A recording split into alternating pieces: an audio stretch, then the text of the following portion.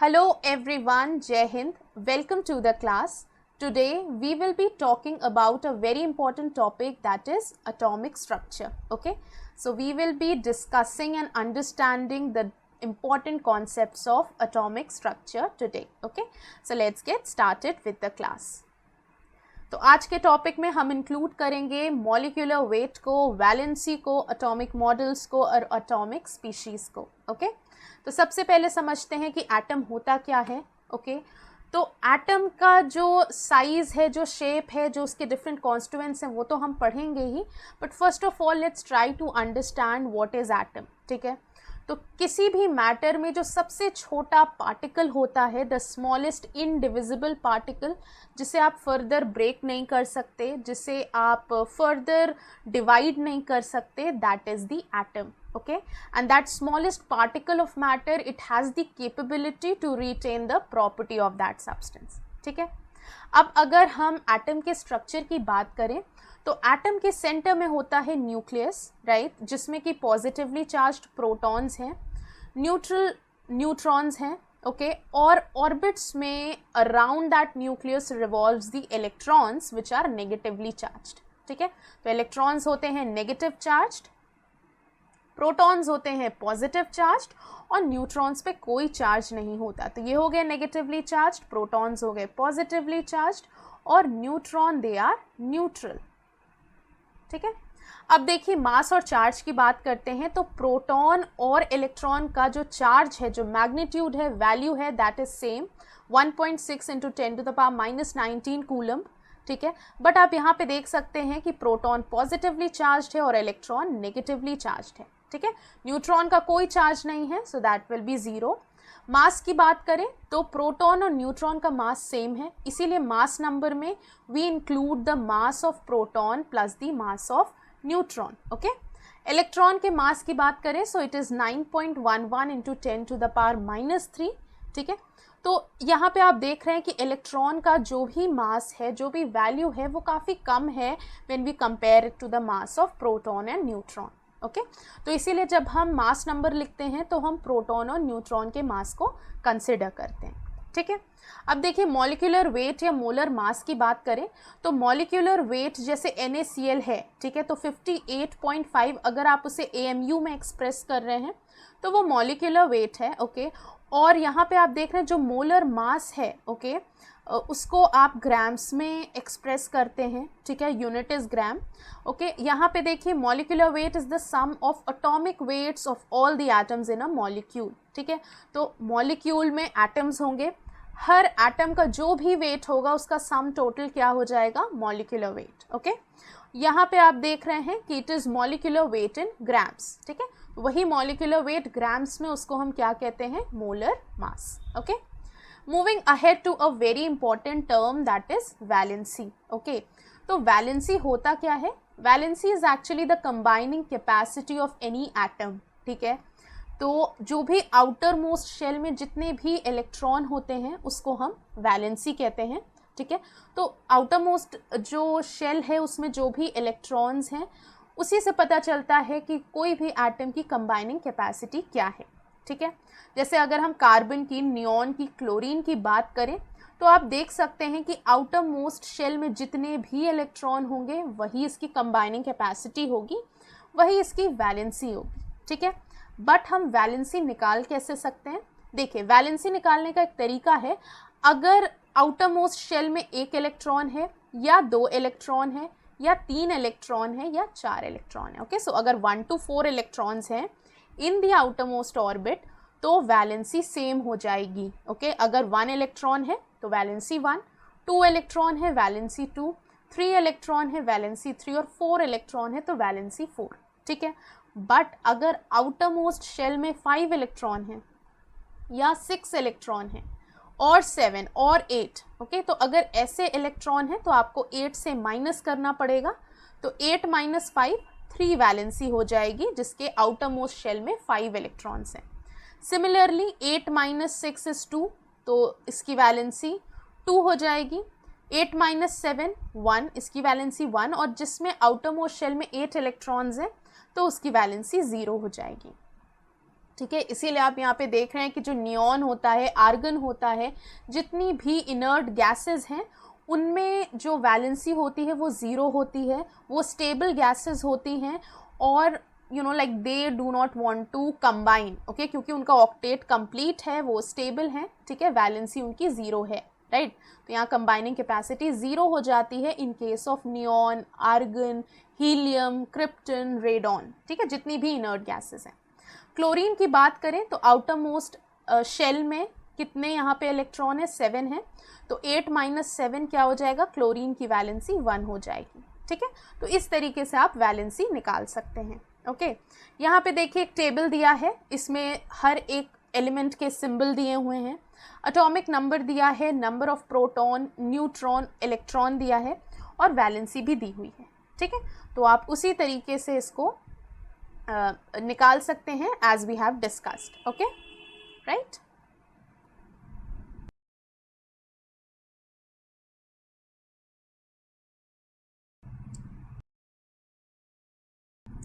So you can have a look on this, ठीक है, इसमें आपको everything is given, right?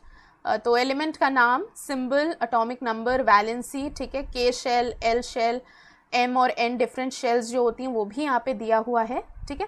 तो आप ये समझ सकते हैं कि अगर हम बात कर रहे हैं, जैसे मान लीजिए हम लेते हैं लिथियम, ठीक है, लिथियम में एटॉमिक नंबर 3 है, तो के शेल में की कैपेसिटी 2 इलेक्ट्रॉन की होती है, ठीक है, तो 2 इलेक्ट्रॉन तो पहले शेल में आ गया, अब यहाँ की कैपेसिटी ओवर हो गई है, ठीक है, फर्दर वो और इलेक्ट्रॉन अकोमोडेट नहीं कर सकता, so next electron will going to go to the L shell, ठीक है।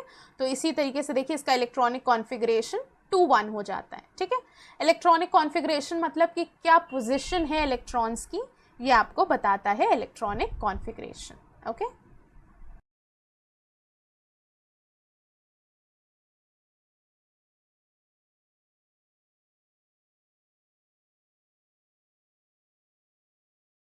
So you can have a look on this table, this is very much important.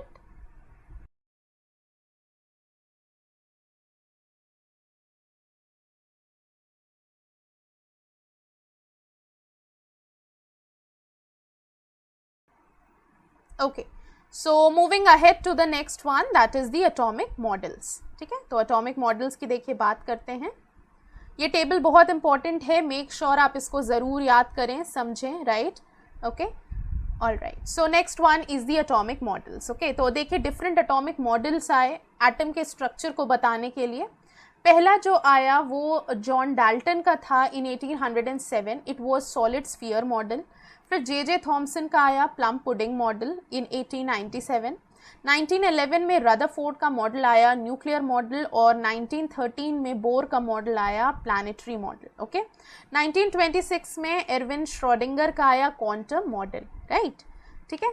तो ये डिफरेंट मॉडल्स आए एटम के स्ट्रक्चर को एक्सप्लेन करने के लिए। तो सबसे पहले जॉन डाल्टन ने बोला कि जो एटम्स होते हैं वो काफ़ी छोटे टाइनी हार्ड स्फीयर्स होते हैं that can not be split up, ठीक है।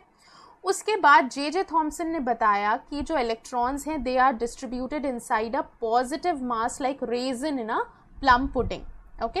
तो जैसे कि रेजन होती है, जैसे आप समझ सकते हैं कोई एक आइसक्रीम है, ठीक है, उसमें चेरीज़ होती हैं, राइट, ओके। सिमिलरली यहाँ पे भी ऐसे ही उन्होंने बताया कि वो जो आइसक्रीम है that is actually a positive mass, और जो चेरीज़ हैं here and there that is the electrons, ठीक है। तो ये प्लम पुडिंग मॉडल ये काफ़ी फेमस था, right, okay, like it was, but you know it was also not a correct one. तो लेटर क्या हुआ कि रदरफोर्ड का मॉडल 1909 में आया, ओके, और इसमें बोला गया कि जो भी like it perfectly explain the structure of atom, ठीक है। इन्होंने बोला कि जो मोस्ट ऑफ द मास है एटम का वो सेंटर में कंसंट्रेटेड है, ठीक है। तो उन्होंने सेंटर में जो मास कंसंट्रेटेड है उसे उन्होंने न्यूक्लियस कहा, ओके। और उन्होंने ये भी बताया कि जो इलेक्ट्रॉन्स है वो रिवॉल्व करते हैं around the nucleus, okay, and most of the space in the atom is empty, ठीक है। तो रदरफोर्ड का जो मॉडल था that is that is the correct one, ठीक है। तो इसीलिए हम इसी को फॉलो करते हैं, इसी को पढ़ते हैं, ठीक है। उसके बाद आप यहाँ पे देखिए रदरफोर्ड का जो एक्सपेरिमेंट था उन्होंने इस तरीके से जो हीलियम जो अल्फ़ा पार्टिकल्स हैं that is similar to the helium nuclei, okay. तो उन्होंने अल्फ़ा पार्टिकल्स पास किया, उन्होंने देखा कि जो most of the alpha particles थे they just went straight away, ठीक है। तो उन्होंने ये देखा कि उसमें कोई भी डिफ्लेक्शन नहीं हुआ, ओके। ज़्यादा alpha particles undeflected straight line में मूव कर गए, ओके। कुछ ऐसे पार्टिकल्स थे जिनमें स्लाइट डिफ्लेक्शन हुआ और कुछ बहुत ही कम थे जो रिफ्लेक्टेड बैक हुए, ठीक है। तो इससे उन्होंने ये पता किया कि जो सेंटर में है न्यूक्लियस, ओके, वो लाइक सेंटर में मास है, okay, mass of the atom it is concentrated in the centre, और वो न्यूक्लियस है, और वहीं से टकरा के वहीं से कोलाइड करके ये अल्फ़ा पार्टिकल्स वापस आए, ठीक है। तो इससे ये उन्होंने कंक्लूड किया कि most of the space inside the atom is empty, okay, because most of the alpha particles pass through the gold foil without getting deflected, ठीक है। बहुत कम थे जो डिफ्लेक्ट किए अपने पाथ से। ये इंडिकेट करता है कि positive charge of the atom occupies a very little space. इसका मतलब जो न्यूक्लियस है वो पॉजिटिवली चार्ज्ड है, because it has the protons in it, ठीक है। तो जो एग्ज़ाम में आपके क्वेश्चंस आते हैं वो कंक्लूजन पे भी आते हैं कि जो रदरफोर्ड का एटॉमिक मॉडल था उसमें क्या क्या कंक्लूजन्स डिराइव हुए, okay, right. So moving ahead to the next one that is Bohr's atomic model, okay. तो नील्स बोर ने बोर मॉडल प्रपोज किया 1915 में, और उन्होंने ये बताया कि जो नेगेटिवली चार्ज्ड इलेक्ट्रॉन्स हैं, ओके, दे ऑर्बिट और they revolve around this positively charge nucleus, okay. तो इन्होंने ऑर्बिट्स की बात करी, ठीक है। देखिए रदरफोर्ड ने बात करी थी एटम के स्ट्रक्चर की, और उन्होंने ये भी बताया कि जो इलेक्ट्रॉन्स हैं वो around that nucleus they revolve, ठीक है। बट जो ऑर्बिट्स की बात बोली वो नील्स बोर ने बोली, ठीक है। तो उन्होंने ये बताया कि जो न्यूक्लियस है उसके अराउंड डिफरेंट ऑर्बिट्स होते हैं, first orbit, second orbit, third orbit, जिसे हम शेल्स भी कहते हैं, ठीक है। सो electron orbit the nucleus in orbits that have a set size and energy, ठीक है। तो आप देख सकते हैं कि यहाँ पे जो फर्स्ट ऑर्बिट में जो इलेक्ट्रॉन्स हैं उनकी एक अलग एनर्जी होगी, सेकेंड ऑर्बिट में और एनर्जी वाले इलेक्ट्रॉन्स होंगे, थर्ड ऑर्बिट में और एनर्जी वाले इलेक्ट्रॉन्स होंगे, ठीक है। तो the energy of the orbit is related to size, यहाँ पे साइज कम है तो एनर्जी भी कम है। जैसे सेकेंड ऑर्बिट में इलेक्ट्रॉन जाएगा तो उसकी साइज भी बढ़ेगी, ठीक है, उसकी एनर्जी भी बढ़ेगी, और सेकेंड ऑर्बिट में तो साइज भी बढ़ेगी, ठीक है। So accordingly it will going to happen, okay. अब देखिए उन्होंने ये भी बोला कि जो रेडिएशन है वो अब्जॉर्ब होता है या एमिट होता है when electron moves from one orbit to another, ठीक है। अब आप खुद सोचिए, ये इस ऑर्बिट की एनर्जी कम है, अब इलेक्ट्रॉन को सेकेंड ऑर्बिट में जाना है तो उसको और एनर्जी चाहिए होगी, so it will going to absorb energy and move to the second orbit, ठीक है। अगर सेकेंड से वन में जाना है तो एनर्जी कम करना है, so the electron will going to release the energy and move to the first orbit, ठीक है। So this will going to happen, ठीक है। तो ऑर्बिट्स की बात किसने बोली? It is Niels Bohr, okay. उसके बाद श्रोडिंगर का एटॉमिक मॉडल आया, इन्होंने शेल्स की बात कही, इन्होंने ये बोला कि जो इलेक्ट्रॉन्स हैं वो स्पेसिफिक शेल्स में या लेवल्स में होते हैं, और आप कैसे निकालेंगे कि किस शेल में कितने इलेक्ट्रॉन होंगे, तो उन्होंने उसका एक फॉर्मूला दिया 2n², ठीक है। अगर आपको पहली शेल में देखना है कि कितने इलेक्ट्रॉन होंगे, n की जगह आप 1 लिख देंगे और आपको आंसर मिल जाएगा 2। पहले शेल में 2 इलेक्ट्रॉन होता है, उसकी उतनी ही कैपेसिटी होती है, ठीक है। दूसरे शेल की बात करें तो यहाँ हो जाता है 8, ठीक है। तीसरे शेल की बात करें तो यहाँ आप 3 का स्क्वायर कर देंगे तो 18 हो जाएगा, ठीक है। तो इसी तरीके से आप हर एक शेल में कितने इलेक्ट्रॉन्स हैं वो आप इस फॉर्मूले से निकाल सकते हैं, ठीक है, राइट। उसके बाद कुछ प्रिंसिपल्स, कुछ रूल्स आए, ठीक है। आपको पता है कि इलेक्ट्रॉन्स ऐसे ही किसी भी शेल में, किसी भी ऑर्बिट में नहीं जा सकता, ठीक है। उसमें कुछ रूल्स फॉलो करने पड़ते हैं। तो ऑफबाउ, हुन्स रूल या पॉली एक्सक्लूजन प्रिंसिपल से हमें पता चला कि कैसे इलेक्ट्रॉन को प्लेस करना चाहिए, राइट। तो ऑफबाउ प्रिंसिपल के according electron enter orbitals of lowest energy first, ठीक है। अब देखिए हम ऑर्बिटल्स की बात करें तो आपको पता है s ऑर्बिटल होता है, p ऑर्बिटल होता है, d और f, ओके, 4 ऑर्बिटल्स होते हैं, और इनकी एनर्जी कुछ इस तरीके से होती है। पहले होता है 1s, फिर 2s, फिर 2p, फिर 3s, फिर 3p, ठीक है। उसके बाद होता है 4s और फिर होता है 3d, ठीक है। कुछ इस टाइप से अरेंजमेंट होता है ऑर्बिटल्स का, ठीक है। 4 ऑर्बिटल्स हैं sp, df, तो ऐसा इनका अरेंजमेंट होता है।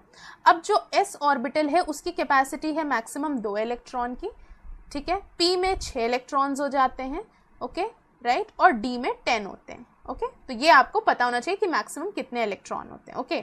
अब देखिए जैसे मान लीजिए नियॉन है, ठीक है, नियॉन है जिसका 10 होता है दी एटॉमिक नंबर, ओके।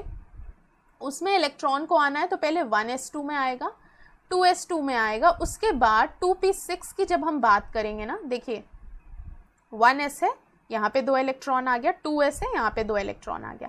अब जब 2p में जाना होगा, ठीक है, हमें 10 करना है, 4 हुए हैं, 6 हमें और यहाँ पे फिल करने हैं, ठीक है। तो आप क्या करेंगे, सबसे पहले देखिए p में जो 2px हो, चाहे 2py हो, चाहे 2pz हो, सबकी energy level like they are the same energy levels, okay. सबकी एनर्जी इसमें सेम होगी ऑर्बिटल्स की। तो सबसे पहले इलेक्ट्रॉन किस में जाएगा, 2px में, फिर आएगा 2py में, फिर 2pz में, ठीक है। तो जो पहले लोएस्ट एनर्जी है, जैसे s की लोएस्ट एनर्जी है, तो इलेक्ट्रॉन पहले उसमें जाएगा, फिर p में जाएगा, ठीक है। अब देखिए जो पॉली का एक्सक्लूजन प्रिंसिपल था उसके according atomic orbital can have at most 2 electron. तो ये जो है ना, ये सब ऑर्बिटल्स हैं और आप देख रहे हैं इसमें मैक्सिमम कितने इलेक्ट्रॉन्स आ रहे हैं, 2 ही आ रहे हैं, ठीक है राइट। हुंड रूल के अकॉर्डिंग क्या है कि यस जिनकी इक्वल एनर्जी है, जैसे ये जो p ऑर्बिटल है इसमें 2px, 2py और 2pz सबकी एनर्जी सेम है, ठीक है। तो इलेक्ट्रॉन सबसे पहले 2px में आएगा, 2py, 2pz, उसके बाद हमें 6 इलेक्ट्रॉन भरने हैं। तो हम क्या करेंगे, फिर पेयरिंग करेंगे, जब सारे ऑर्बिटल्स में एक एक इलेक्ट्रॉन हो जाएंगे फिर पेयरिंग होगी, ठीक है राइट।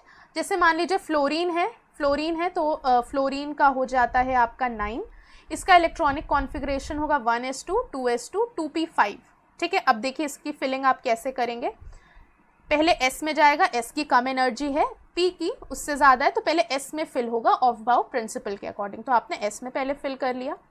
उसके बाद आप देख रहे हैं एक ऑर्बिटल में मैक्सिमम 2 इलेक्ट्रॉन्स हैं विथ ऑपोजिट स्पिन, ये भी आपने देख लिया। अब यहाँ पे जो p ऑर्बिटल है ना, इसमें टोटल 3 ऐसे ऑर्बिटल्स बनते हैं, ये हो जाता है 2px, ये हो जाता है 2py और ये हो जाता है 2pz, ठीक है। So let me draw it here, ठीक है। तो ये जो 3 ऑर्बिटल्स हैं ये 2px, 2py और 2pz हो जाता है, ठीक है। तो सबसे पहले आप एक एक इलेक्ट्रॉन भरेंगे, ठीक है, उसके बाद फिर आप पेयरिंग करेंगे, ठीक है। लेकिन आपको 5 इलेक्ट्रॉन भरने हैं, तो आप कैसे इसको फिल करेंगे, how you will going to fill the 5 electrons.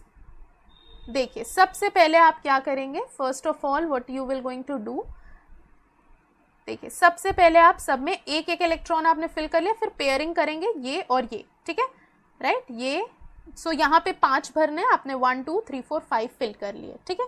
6 नहीं भरने हैं, तो इसी तरीके से पेयरिंग होगी, जब पहले तीनों में एक एक होंगे और फिर उसके बाद पेयरिंग होगी, ठीक है। तो ये हुंड्स रूल के अकॉर्डिंग है, ठीक है। तो इस तरीके से आपने देखा कि कैसे आप इलेक्ट्रॉन्स को फिल कर सकते हैं in the orbitals, okay.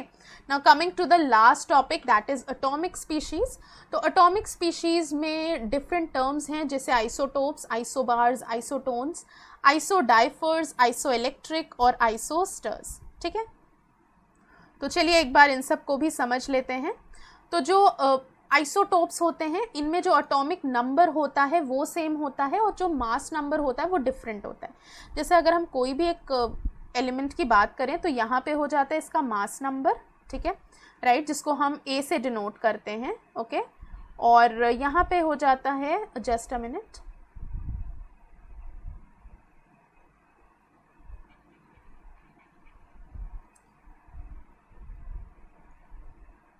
Okay तो इसको हम यहाँ पे m से डिनोट करते हैं, ये z, okay, m x z ऐसे लिखते हैं, ठीक है। तो ये क्या हो गया, ये मास नंबर हो गया और ये हो गया आपका z, that is atomic number, ठीक है। तो ये ऊपर हो गया आपका मास नंबर, जो कि किसके बराबर होता है, number of protons plus number of neutrons, okay, number of protons plus number of neutrons, ठीक है।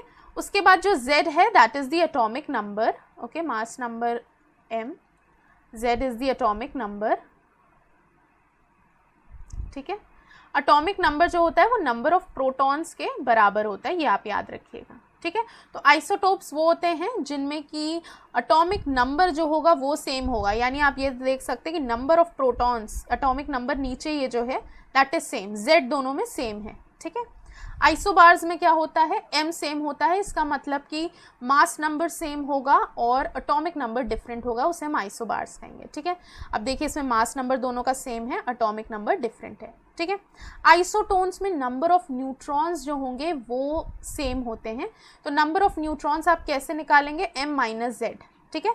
मास नंबर से अगर आप नंबर ऑफ एटॉमिक नंबर को माइनस कर देंगे, ठीक है, तो आपको नंबर ऑफ न्यूट्रॉन्स मिल जाएगा। ये कैसे आया, देखिए मास नंबर होता है नंबर ऑफ प्रोटॉन जो कि z के बराबर है atomic number plus number of neutrons, तो m-z आपको क्या मिल जाएगा, नंबर ऑफ न्यूट्रॉन्स, ठीक है। तो आप यहाँ पे देख सकते हैं 3 - 1 2, 4 - 2 2, ठीक है। तो दोनों में नंबर ऑफ न्यूट्रॉन्स क्या है, दे आर सेम, ठीक है। आइसोडाइफर्स में सेम आइसोटोपिक नंबर होते हैं, ठीक है। तो आइसोटोपिक नंबर आपको यहाँ 39 - 19 करना है, ये कितना आ जाएगा, दिस इज 20, ठीक है। तो देखिए ये देख रहे हैं आप 20 - 19 यहाँ कितना आ जा रहा है, 1, ओके। सिमिलरली यहाँ पे आप इन दोनों को माइनस करिए, 19 - 9 10, 10 में से आपने 9 माइनस किया, क्या आ गया, 1, ठीक है। तो आप देख रहे हैं दोनों में 1 आ जा रहा है, so they are isodiaphers, okay. Now coming to the very important topic, isoelectronic species, it has been asked in the exam like so many times, ठीक है। तो आइसोइलेक्ट्रॉनिक स्पीशीज़ क्या होती हैं, जिनमें कि सेम नंबर ऑफ इलेक्ट्रॉन्स होते हैं, ठीक है। अब सोडियम की बात करें, मैग्नीशियम की बात करें, तो ये पॉजिटिव, ये 2 पॉजिटिव। आपको पता है सोडियम में 281 होता है, बिकॉज इसका जो एटॉमिक नंबर है वो 11 है। मैग्नीशियम का 12 है, तो आप लिखेंगे 282, ठीक है। अब यहाँ पे एक पॉजिटिव चार्ज है, इसका मतलब एक इलेक्ट्रॉन लॉस हो गया है। 2 पॉजिटिव चार्ज है, यहाँ पे 2 इलेक्ट्रॉन लॉस हो गया। तो आप देख सकते हैं कि the number of electrons it is same in isoelectronic species, ठीक है। आइसोस्टर्स में क्या होता है, same number of atoms and same number of electrons, उनको हम आइसोस्टर्स कहते हैं, that is N2 and CO, okay. So yes, this is the end of the class. We have discussed some important concepts on the atomic structure, ठीक है। तो हमने molecular weight देखा, valency समझा, ठीक है, एटॉमिक मॉडल्स देखा and also the atomic species, right? So yes, this is the end of the class. Before ending the class, let me tell you that there are so many batches going on, so many courses going on. So you can enroll in any of the courses, like for the CDS, NDA, FCAT, okay, for the territorial army and also for the interviews, right? So if you want to enroll for the course, don't forget to use this code of warrior 10, okay, to avail 10% discount on all of the mentioned courses, right? So yes, let's end the class here. Hope you all have got the idea, okay, about the important concepts of atomic structures and you know how the questions could be asked, right, from which part, okay. So yes, ending on this, thank you so much for joining in. Work hard, stay motivated. Jai Hind. अगर आप एक defence aspirant हैं और SSB interview, NDA, CDS, AFCAT जैसे exams के लिए prepare कर रहे हैं, तो आप एसएसबी क्रैक एग्जाम्स के कोर्स को चेक करना ना भूलें। आप हमारी लर्निंग एप्लीकेशन को गूगल प्ले स्टोर से भी डाउनलोड कर सकते हैं।